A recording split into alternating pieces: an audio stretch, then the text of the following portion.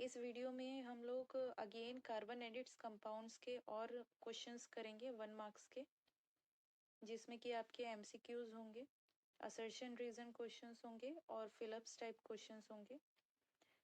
इससे पहले 10 questions already हम लोग कर चुके हैं इससे प्रीवियस वीडियो में।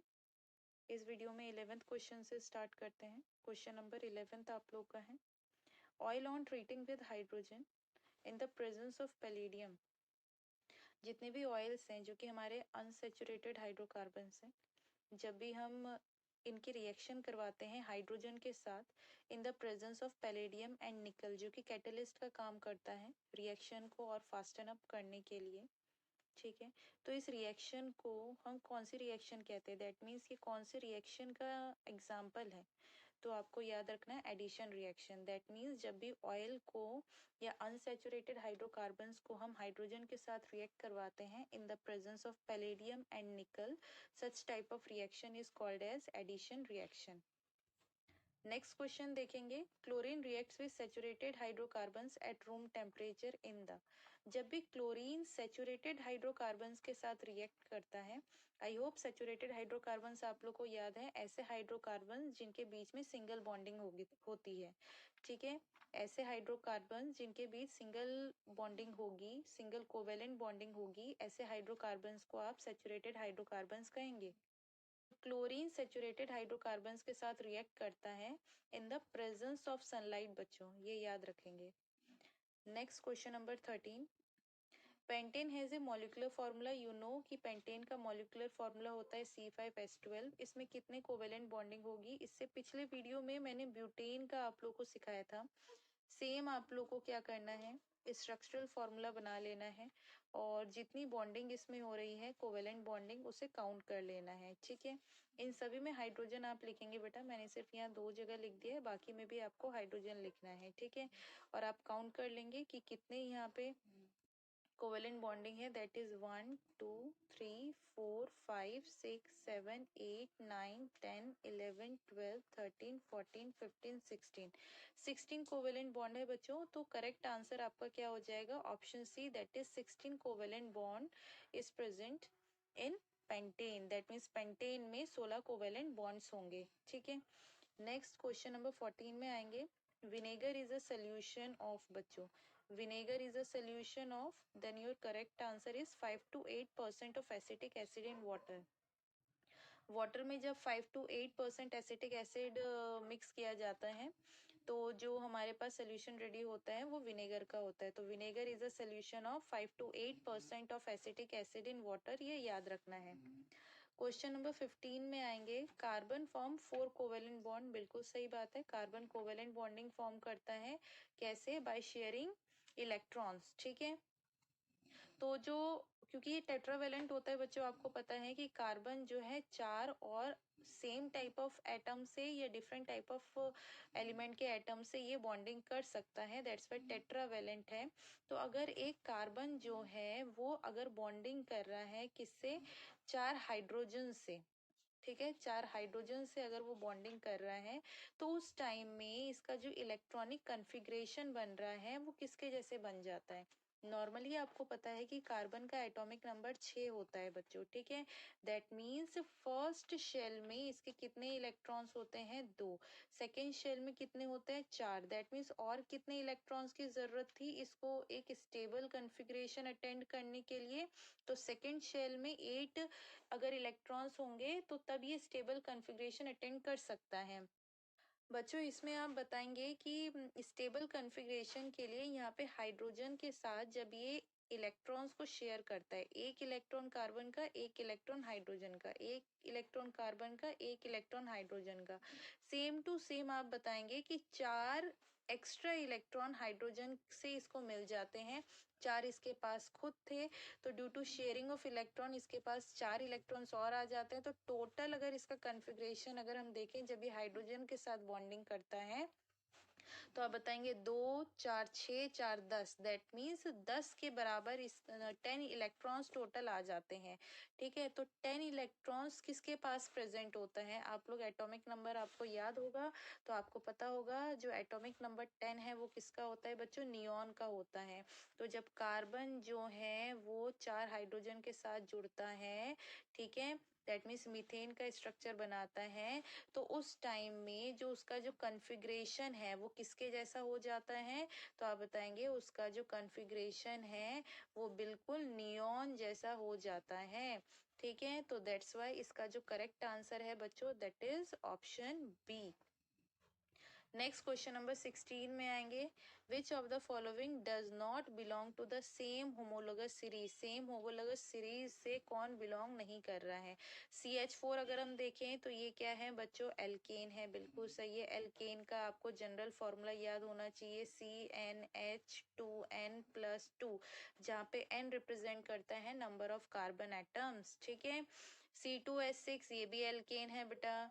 ठीक है, C3H8 ये भी एल्केन है बेटा। ठीक है, अब यहाँ पे C4H8 जो है वो एल्केन नहीं है। ठीक है, C4H8 एल्कीन है बच्चों, है ना, क्योंकि number of carbon atom equals to number of hydrogen atom अगर होगा तो दैट मीन्स वो क्या होते हैं? एल्कीन होते हैं। दैट मीन्स CnH2n जो है जो फॉर्मूला होता है वो एल्कीन का होता है। तो C4H8 एकदम अलग है और ये तीनों जो है एक फैमिली से बिलोंग कर रहे हैं। तो यहाँ पे पूछा था कौन नहीं बिलोंग करता है सेम होमोलोगस सीरीज से, तो आपका आंसर होना चाहिए C4H8 जो कि एल्कीन फैमिली से बिलोंग करता है। ठीक है, नेक्स्ट क्वेश्चन नंबर 17 में आएंगे बेटा। 17 क्वेश्चन में देखो फिलिप्स टाइप क्वेश्चन है।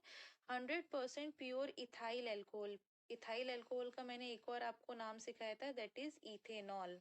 ठीक है, तो इथेनॉल, तो 100% प्योर इथाइल एल्कोहल को हम क्या कहते हैं? तो आपको याद रखना है दैट इज एब्सोल्यूट एल्कोहल कहते हैं, absolute alcohol. Next question number 18 में आएंगे बच्चों। Carboxylic acid containing 1 carbon, carboxylic acid में जब 1 कार्बन होता है दैट मीन्स HCOOH। तो देखो ये ऐसा कार्बोक्सिलिक एसिड है जिसमें एक कार्बन प्रेजेंट है, तो ऐसे कार्बोक्सिलिक एसिड को हम क्या कहते हैं? तो दो नाम आपको याद रखने हैं बच्चों, या तो आप याद रखेंगे that is methanoic acid, methanoic acid याद रखोगे। ठीक है, पहला तो ये याद रख सकते हो मीथेनोइक एसिड, या आप याद रख सकते हो that is formic acid. Both are correct बच्चों, दोनों में से कोई सा भी आप लिख सकते हैं। ठीक है, नेक्स्ट क्वेश्चन नंबर 19 में आएंगे बेटा कि methane react with 1 mole of chlorine. अगर मीथेन जो है, मीथेन का फॉर्मूला क्या होता है? CH4। ठीक है, जब ये रिएक्ट करता है किसके साथ? क्लोरीन के साथ रिएक्ट करता है इन the presence of sunlight, in the presence of sunlight जब ये रिएक्ट करता है तो क्या देगा? तो आप बताओगे कि मैम यहाँ पे 4 जो हाइड्रोजन है, एक हाइड्रोजन सब्स्टिट्यूट हो जाएगा। दैट मीन्स यहाँ पे क्लोरीन के फॉर्मूले में Cl2 हम लगाएंगे क्योंकि ये डाई एटॉमिक फॉर्म में प्रेजेंट होता है, तो यहाँ पे एक हाइड्रोजन हटेगा और 2 क्लोरीन में से एक क्लोरीन यहाँ आ जाएगा, और एक हाइड्रोजन जो यहाँ से हटा है वो किसके साथ जाके सब्स्टिट्यूट हो जाएगा? क्लोरीन के साथ सब्स्टिट्यूट हो जाएगा। तो आप बताएंगे जब 1 मोल ऑफ क्लोरीन रिएक्ट करता है किसके साथ? 1 मोल ऑफ क्लोरीन रिएक्ट करता है मीथेन के साथ, तो क्या बनता है? क्लोरोमीथेन बनता है। तो यहाँ पे आंसर क्या आएगा? क्लोरोमीथेन। ठीक है, और इस रिएक्शन को हम क्या कहते हैं? इस रिएक्शन को हम सब्स्टिट्यूशन रिएक्शन कहते हैं। जस्ट आप क्वेश्चन नंबर 20 जो है असर्शन रीजन क्वेश्चन स्टार्ट हो रहे हैं बच्चों। इसमें 4 टाइप के ऑप्शंस आपको सिलेक्ट करने होते हैं। सबसे फर्स्ट जो ऑप्शन है दैट इज कब चूज करेंगे? जब असर्शन रीजन दोनों करेक्ट होंगे और रीजन जो है एकदम करेक्टली एक्सप्लेन कर रहा होता है असर्शन को। बी ऑप्शन जो है वो असर्शन रीजन दोनों आपके करेक्ट होते हैं और रीजन जो है वो करेक्टली एक्सप्लेन नहीं करता है असर्शन को। सी ऑप्शन तब चूज करेंगे जब असर्शन सही होगा, रीजन गलत होगा, और डी ऑप्शन तब सेलेक्ट करेंगे जब असर्शन गलत होगा और रीजन बिल्कुल सही होगा। ठीक है, इसी 4 ऑप्शन को ध्यान में रखते हुए आप आगे क्वेश्चंस के करेक्ट ऑप्शंस सेलेक्ट करेंगे। फर्स्ट क्वेश्चन है असर्शन रीजन का, ethanol is present in alcoholic drink. बिल्कुल सही बात है बच्चों, इथेनॉल ही एल्कोहलिक ड्रिंक में प्रेजेंट होता है। Ethanol has a formula of CH3OH। बिल्कुल गलत है बच्चों, इथेनॉल का फॉर्मूला आप लोग को याद होना चाहिए, दैट इज C2H5OH। ठीक है, तो असर्शन सही है, रीजन गलत है, दैट मीन्स कौन सा ऑप्शन सही हो जाएगा, option C. Next question number 2 में आएंगे। बोला गया है कि methane is simplest saturated hydrocarbon. बिल्कुल सही बात है, मीथेन सबसे सिंपलेस्ट सेचुरेटेड हाइड्रोकार्बन है। ठीक है, और मीथेन ही इंपॉर्टेंट कंपोनेंट होता है नेचुरल गैस का। ठीक है, CNG, ठीक है, कंप्रेस्ड नेचुरल गैस उसका मेन कंपोनेंट है। रीजन में मीथेन बिलोंग्स टू एल्किन। बिल्कुल गलत बात है, लास्ट में एन आ रहा है, दैट मीन्स ये कौन सी फैमिली से बिलोंग करता है बच्चों, एल्केन फैमिली से बिलोंग करता है। रीजन में बोला गया एल्कीन फैमिली से बिलोंग करता है, जो कि बिल्कुल गलत है। यहाँ पे भी असर्शन सही हो गया, रीजन गलत है, that means option C is correct. बच्चों क्वेश्चन नंबर 3 है कि इथेनोइक एसिड जब इथाइल अल्कोहल के साथ रिएक्ट करेगा in the presence of concentrated sulphuric acid, तो इथाइल इथेनोइट क्या है बच्चों, ईस्टर है ना। क्या ईस्टर का फॉर्मेशन होता है, बिल्कुल सही बात है, पिछले वीडियो में भी मैंने आपको एक्सप्लेन किया था। अच्छा, यहाँ पे बोला गया esters are used in ice cream and cold drink. बिल्कुल सही बात है, देखो बच्चों रीजन भी सही है, असर्शन भी सही है, लेकिन क्या इथेनोइक एसिड इथाइल अल्कोहल के साथ रिएक्ट करके ईस्टर बना रहा है क्योंकि वो आइसक्रीम और कोल्ड ड्रिंक में डाला जाता है, क्या ये रीजन सही है, नहीं, रीजन सही नहीं है असर्शन के लिए। ठीक है, तो हम बोलेंगे कि असर्शन सही है, रीजन भी सही है, लेकिन reason is not the correct explanation of assertion, that's why B option is correct बच्चों। क्वेश्चन नंबर 4 में आएंगे बच्चों। असर्शन में बोला गया वेजिटेबल ऑयल्स आर अनसेचुरेटेड। बिल्कुल सही बात है, अनसेचुरेटेड हाइड्रोकार्बन्स होते हैं जब वो हाइड्रोजन के साथ रिएक्ट करते हैं इन द प्रेजेंस ऑफ निकल या पैलेडियम कैटलिस्ट के, तो वेजिटेबल घी बनाते हैं। बिल्कुल सही बात है, हमने ऑलरेडी डिस्कस किया हुआ है। ठीक है, ये असर्शन बिल्कुल सही है। क्या इस रिएक्शन को सेपोनिफिकेशन रिएक्शन कहते हैं, नो। एडिशन रिएक्शन मैंने आपको समझाया था, एडिशन रिएक्शन कहते हैं, तो रीजन गलत है, असर्शन सही है, रीजन गलत है, that means option C is correct बच्चों।